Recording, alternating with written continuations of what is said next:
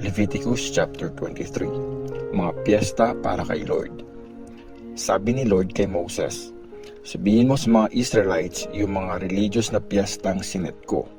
Ito ang mga piyestang ipoproclaim nyo bilang mga banal na gatherings. 6 days kayong magtatrabaho pero ang pampitong araw ay Sabat, araw ng pagpapahinga, isang banal na gathering. Kahit saan kayo nakatira, huwag kayong magtatrabaho sa araw na yon dahil para yon kay Lord. Ito ang mga religious na piyestang sinet ni Lord. Mga banal na gatherings na isa-celebrate nyo sa mga piniling araw. Ang Passover. Ang piyesta ng Passover ni Lord ay sincelebrate tuwing paggabi na ng pang-14 na araw ng unang buwan. Sa pang-15 na araw naman, ang simula ng piyesta ng unleavened bread para kay Lord. 7 days na walang pampalsa ang kakainin yung tinapay. Sa unang araw nun, magkaroon kayo ng banal na gathering at huwag kayong magtatrabaho. 7 days kayong mag-aalay kay Lord ng mga offering na susunugin. Sa pampitong araw, mayroong banal na gathering at huwag kayong magtatrabaho. At sabi pa ni Lord kay Moses, sabihin mo sa mga Israelites, pagdating nyo sa lupain na binibigay ni Lord sa inyo, at nag-harvest na kayo, dalhin nyo sa priest ang isang bundle ng unang ani nyo. Iwawagayway yun ng priest sa harap ni Lord kinabukasan pagkatapos ng Sabbath para tanggapin kayo ni Lord.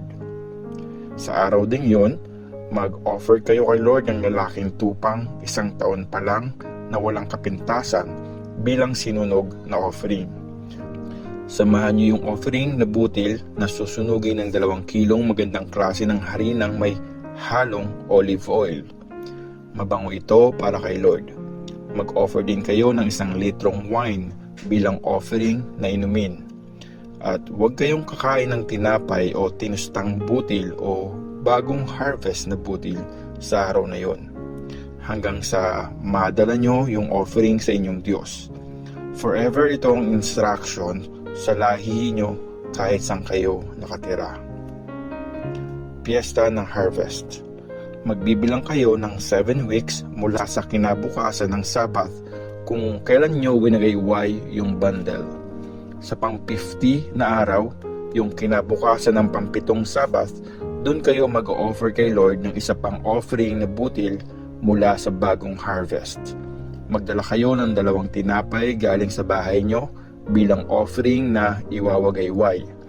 Gawa yung tinapay sa 2 kilong magandang klase ng harina na nilagyan ng pampalsa. Ito ang offering kay Lord mula sa unang harvest. Bukod sa tinapay, magdala rin kayo ng 7 lalaking tupang 1 taon pa lang at walang kapintasan, 1 batang toro at 2 lalaking tupa. Ang mga ito ay magiging offering na susunugin. Kasama nito ang offering na inumin at offering na butil.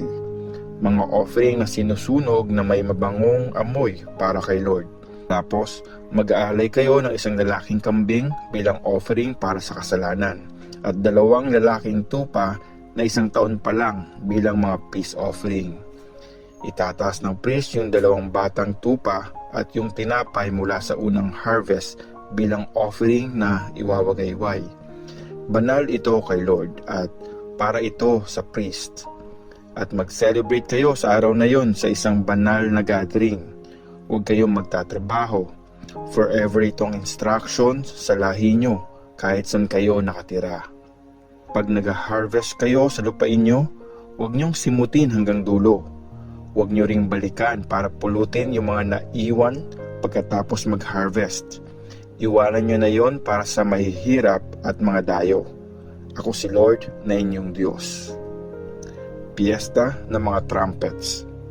Sabi ni Lord kay Moses, sabihin mo sa mga Israelites na ang unang araw ng pang-7 buwan ay araw ng pahinga. Araw ito ng pag-alala na ginagamitan ng malakas na tunog ng mga trumpet. Isang banal na gathering. Huwag kayong magtatrabaho. mag-alay kayo kay Lord ng offering na susunugin. Araw na pag-alis ng mga kasalanan. Sabi pa ni Lord kay Moses, sa pang-10 araw ng pang-7 buwan ay ang araw ng pagtubo sa kasalanan. Banal na gathering para sa inyo ang araw na yon. Mag-fasting kayo at mag-alay kay Lord ng offering na susunugin. Huwag kayong magtatrabaho sa araw na yon. Yun ang araw ng pagtubos sa kasalanan. Pag-aalis ng mga kasalanan nyo sa harap ni Lord na inyong Diyos. Ang hindi magpa-fasting sa araw na yon, aalisin sa bayan ni Lord. Ang magtatrabaho sa araw na yon, tuluyang wawasakin ni Lord sa bayan niya. Huwag kayong magtatrabaho sa araw na yon. Forever na instruction ito sa lahi nyo kahit saan kayo nakatira. Ito ay Sabbath, araw ng pahinga para sa inyo, at magfa-fasting kayo. Mula sa gabi ng pang-9 na araw ng buwan hanggang sa gabi ng susunod na araw, yun ay Sabbath. Piyesta ng mga shelters. Sabi ni Lord kay Moses, sabihin mo sa mga Israelites na simula sa pang-15 na araw ng pang-7 buwan, 7 days isa-celebrate ang piyesta ng shelters para kay Lord. Ang unang araw ay banal na gathering, kaya huwag kayong magtatrabaho. 7 days kayong mag-aalay kay Lord ng offering na susunugin. Sa pang-8, magkaroon kayo ng banal na gathering at mag-alay kay Lord ng offering na susunugin. Gathering ito para mag-worship, kaya huwag kayong magtatrabaho. Ito yung mga religious na piyestang sinet ni Lord na isa-celebrate nyo bilang mga banal na gathering. Ito yung mga araw na mag-aalay kayo ng offering na sinusunog, mga offerings na susunugin at offering na butil, at mga alay at offering na inumin. Gawin nyo ang mga ito ayon sa nakaschedule sa bawat araw. Bukod pa sa mga Sabbath ni Lord, mga offerings, lahat ng offerings na pinangako, at lahat ng kusang loob na offerings na binibigay nyo kay Lord. Sa pang-15 na araw ng pang-7 buwan, pagkatapos nyo ma-harvest ang mga bunga sa lupain, i-celebrate nyo ang piyesta ng shelters ng 7 days. Ang una at huling araw ay araw ng pahinga. Sa unang araw, kumuha kayo ng bunga ng magagandang puno, mga sanga ng palm trees, mga sanga ng punong maraming dahon, at mga halaman sa tabing ilog. Tapos, mag-celebrate kayo ng 7 days sa harap ni Lord. Isa-celebrate nyo ang piyestang ito ng 7 days sa pang-7 buwan, taon-taon. Forever itong instruction sa lahi nyo. Sa mga tent kayo titira ng 7 days. Lahat ng mga Israelites sa tent titira.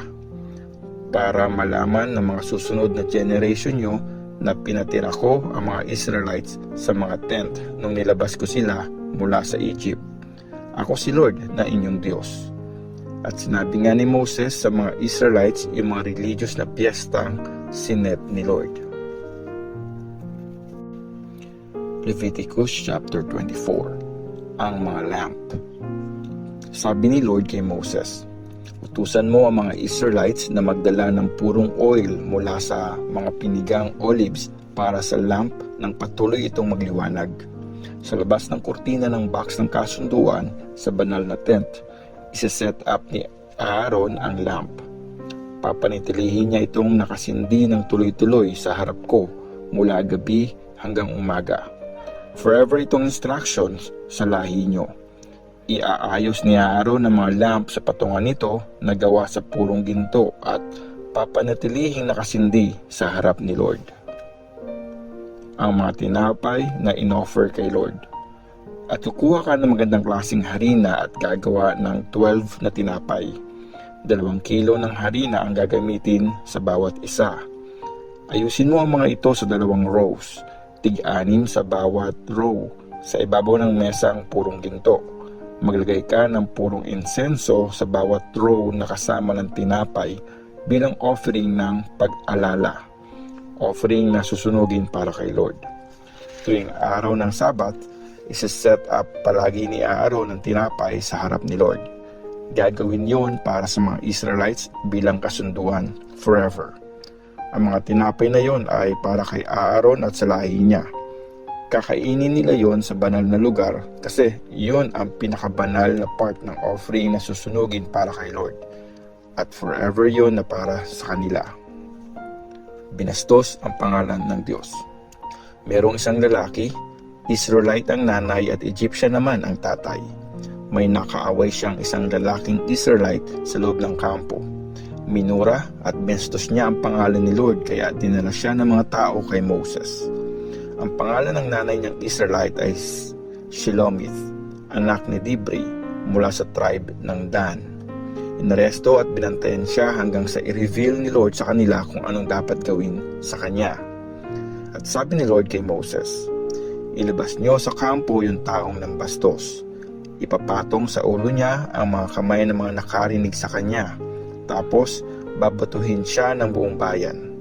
At sabihin mo sa mga Israelites na mananagot ang taong mambabastos sa Diyos niya.